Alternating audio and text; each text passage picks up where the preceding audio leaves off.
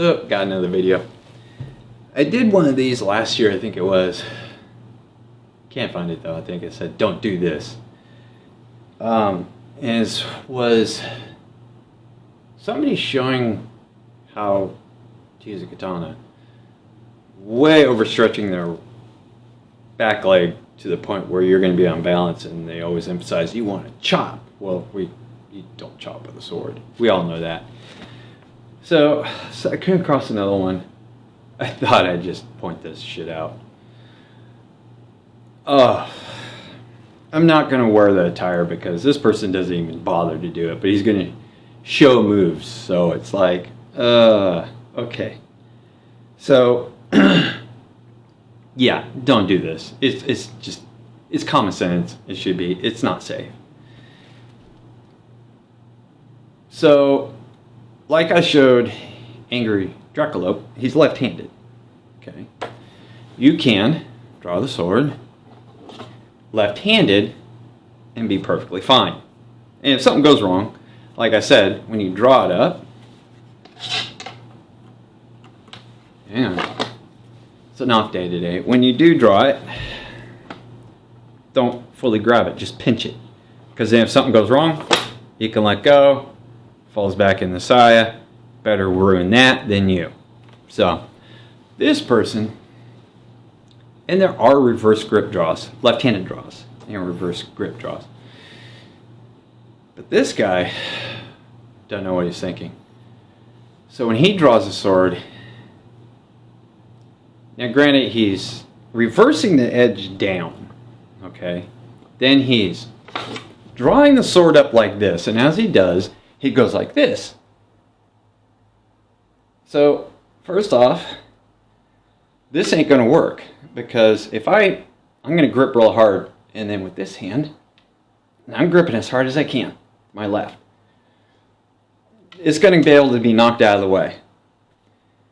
So, and like I said before to other people who watch my show, my channel, I've taken European fencing. I did for 2 years. The body mechanics for European, whether it be European or Asian, are going to be the same, because our body only moves a certain way. That's why you'll see similarities, just a few tweaks in the moves. So he's like this.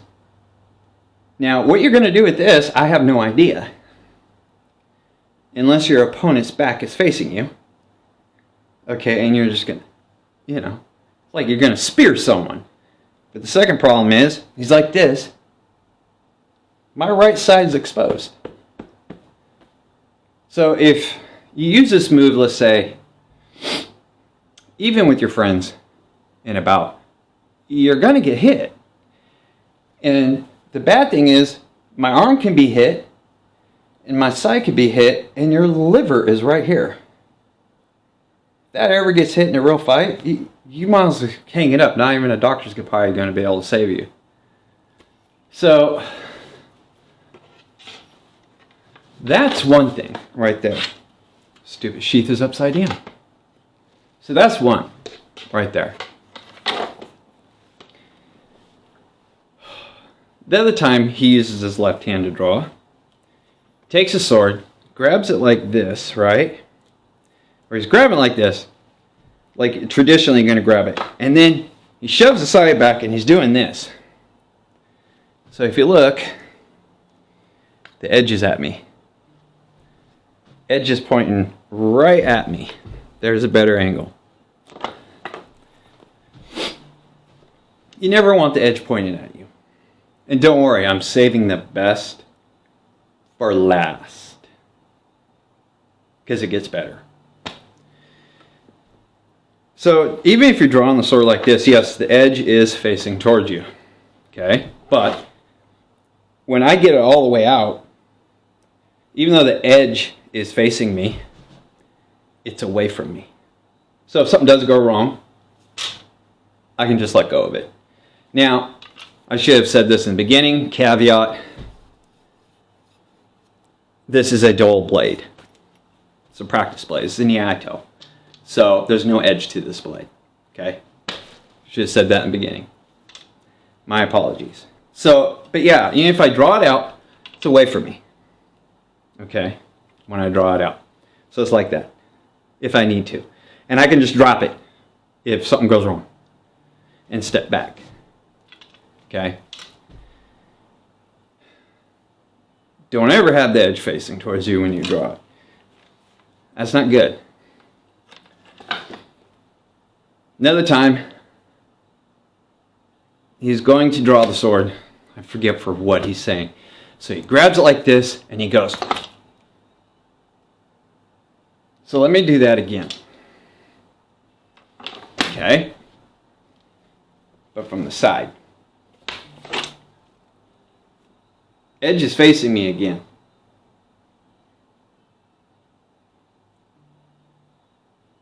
If you draw the sword like that, this is how I was taught. Draw it straight up. Now the sword's above me. And we move back. Now the sword's above me. Okay? Never like this. And he's got it, the blade like that close. So that's the cutting edge. So all your opponent has to do is hit it into you. And when he does draw the sword, he's like this. Well, you don't want your arm out here. Same caveat. It doesn't matter if it's European or in the East, in Asia. When you draw the sword, unless it's a really long sword, even then you want to try and draw it straight out, like that. But never like this, because this arm's coming out here. Why do you say that? That's a target. So if it's out here, it takes you more time to bring it out over here than just like that. It's plain and simple. Because now you're in a defensive stance. You can defend yourself. If the sword's over here, your opponent, all he has to do now is move to your left. Because your sword's way over here, and now you have to come over here. Every second, even if you're doing it for fun, but unless you've actually dueled with another person, every second counts for you. The slightest movement, bring your arm right here, counts to your lack of response. And it moves just like that. Like I said, I've taken European fencing. It's very fast paced. Very, very, very, and it was traditional. So not like the ones you see now where they're really long and they can whip them, touch you in the back and it buzzes. No, no, no, no. Standard length. You got to make sure it's on their coat. And it stays there. Every second counts. Like I said, even if you're doing it for fun. Because then you're going to start saying, why do I always get my butt whooped? Why does my friend always beat me? It's because you're doing stuff like that. You want to keep your body tucked in as much as you can. Always, always, always. In fact, hopefully my brother on Sundays now, he's going to be coming over and training. We're both going to be training, learning how to use a katana. Because he wants to. And it's good for both of us, because then we can spar. But even he said, when he was in the military, they train him too. Make your body as small of a target as possible. Don't leave it, don't be putting your arms and legs everywhere. Shouldn't have done that. Never slam your sword into your saya. Or even in a European sword, you shouldn't do that. It's not good for them. So, this is not going to be a long video, so I told you I was going to save the best for last. So, let's drop the camera a bit. Because this one, you're going to love. So hopefully you made it this far. So hang on a second, and I'll drop the camera. Got the camera lowered. Best for last. So let's put this back in my OB belt real quick. So he's saying what you should do in a big crowd of people or in a closed area, which the style that I'm currently learning intentionally, they teach you how to use a katana in small areas if you don't have a wakizashi. But if you have a wakizashi, just use a wakizashi. Anyways, and if you're in a crowded area of people and you draw this, people are going to get the hell out of your way. They don't want to be anywhere near that. If I saw someone draw a sword and I didn't have one in a crowded area, I'm not getting in that person's way. I'm getting the hell out of there. But anyways, just a caveat. This is what he says. This is what they would do. And we're talking about samurai here. Yeah.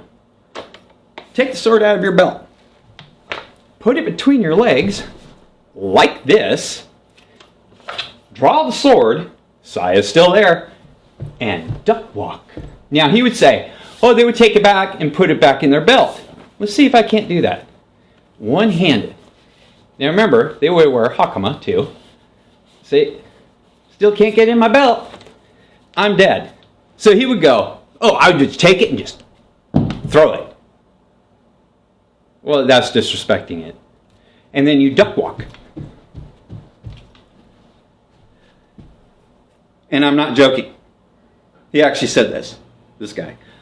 I'm not going to tell you who it is, because I don't want people going over there and ragging on them, poking fun at them. We don't do that here, okay?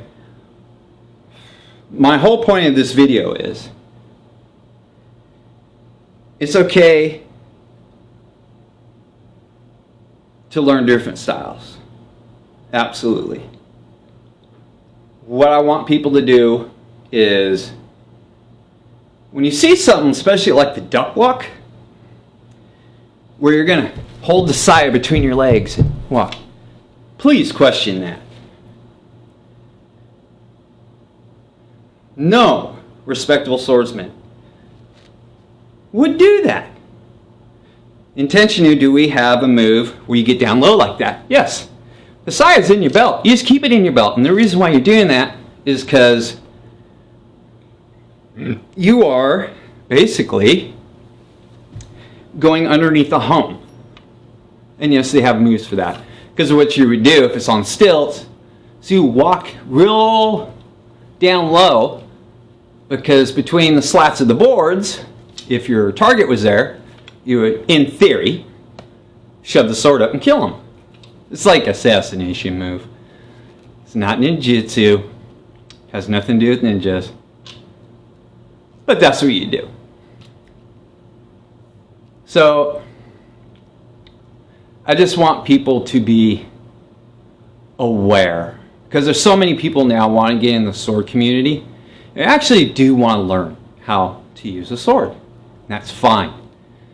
But I want people also, when they're learning from somebody who is going to teach you safe and proper moves. Not something that's going to get you hurt. That's my biggest concern. That's why I did the last video and I did this video. Like I said, the first one, she was sitting there saying, you chop. You don't chop with a sword. You chop with an axe. Not even the European sword do you chop. Okay, with the European sword, you cut and you stab. That's why they're so pointed on the end.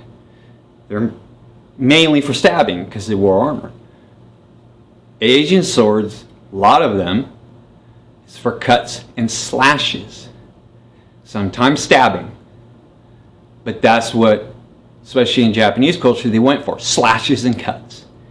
Very little stabbing. Okay? They did try and stab though. I'm not saying they don't have it, because we do have moves intentionally that you stab. So that's why I did this video. So if you want to get into swords, great. Do it. Just make sure watch a few of their videos, these people's videos. You know, if you see them doing stuff like this, I would just keep going. Just keep scrolling. Find somebody else. Find someone else. And if you do come across an online one that says you can't train in a different style on their style, don't take that offensively. There's a lot of schools that do that. So it's not like they're being like controlling. Some schools do that still to this day. The only thing I would say is, as a red flag for something like that, is because you're there to learn the style. It's not just the movements, but it's also to help with your mind.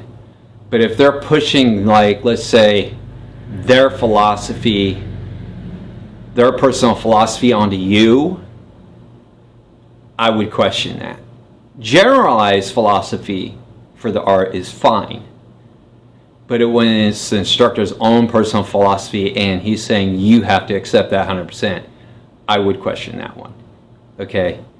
But as far as, like I said, you can only learn their art. They don't want you to learn another art at the same time. A lot of schools do that. It's perfectly fine. So that's all I have for you guys. Hopefully it was clear and entertaining, especially, you know, the duck walk. Especially that one. So, yeah. Now, if you excuse me, I have to duck walk my way out of here.